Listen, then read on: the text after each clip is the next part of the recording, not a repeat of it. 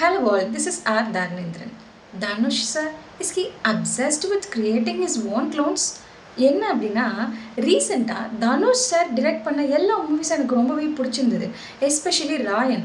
ஒருத்தவங்களால அவங்களோட mannerism, body language and slang எல்லாத்தையும் அப்படியே இன்னொருத்தவங்களுக்கு எடுத்து கொடுக்க முடியுமா அப்படிங்கிறது எனக்கு ரொம்பவே சர்ப்ரைசிங்காக இருந்தது.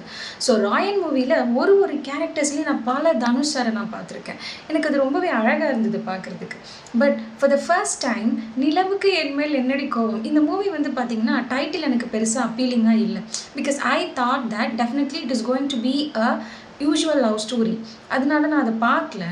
பட் அந்த அவர் சப்டைட்டிலே யூஷுவல் லவ் ஸ்டோரின்னு தான் வச்சுருக்காரு. ஓகே, எனிவே பட் அந்த மூவி நான் பார்க்கும்போது எனக்கு என்ன ஃபீல் ஆச்சு அப்படின்னா, அந்த hero Pavish Narayan, even though it was his nephew, ஏன் தனுஷ் சார் வந்து அவரோட ஐடென்டிக்கல் காப்பீஸே க்ரியேட் பண்ணிகிட்ருக்காரு. இவர் ஏஜ்ட் ஆகுறதுனால அவருக்கு பதிலாக இன்னொரு காப்பியை வந்து அவர் க்ரியேட் பண்ணுறாரு அப்படிங்கிற கொஷின் எனக்குள்ளே இருந்துகிட்டே இருக்குது. ஏன் அப்படின்னா, இப்போது லைக் அந்த அஜித் சாரோட வரலாறு மூவியில் வந்து பார்த்திங்கன்னா கிளைமேக்ஸில் அப்பா அஜித்தை வந்து மர்டர் பண்ணிடக்கூடாதுங்கிறதுக்காக எல்லாருக்கும் ஒரே மாதிரி கெட்டப் போட்டிருப்பாங்க. ஸோ அந்த மேரேஜ் வேலையே ஃபுல்லாக அஜித் சாராக தெரிவாங்க எல்லாரும்.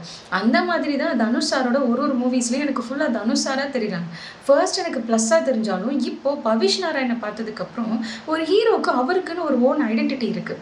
ஓன் ஐடென்டிட்டி இல்லாமல் ஏன் இவரோட ஐடென்டிக்கல் காப்பியை அவர் கொடுத்துட்ருக்காரு? அப்போ அந்த ஹீரோக்கான ஐடென்டிட்டி பெரிய கொஷின் மார்க் ஆகிடும் இல்லையா?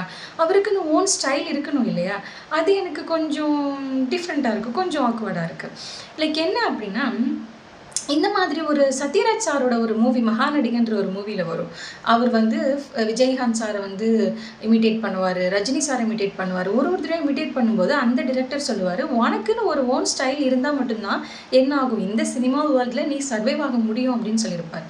பட் இங்கே இந்த ஹீரோக்குன்னு ஓன் ஸ்டைல் எதுவும் இல்லாமல் ஒரு ஹீரோஸும் இவரையே இமிட்டேட் பண்ணிட்டு இருக்கும்போது அவர் வந்து பெரிய க்ளோன் கொடோனே கொண்டு வர மாதிரி எனக்கு ஃபீல் ஆகுது. உங்களுக்கும் சேம் ஃபீல் ஆச்சு அப்படின்னா கமெண்ட்ல எஸ்ன்னு சொல்லுங்கள்.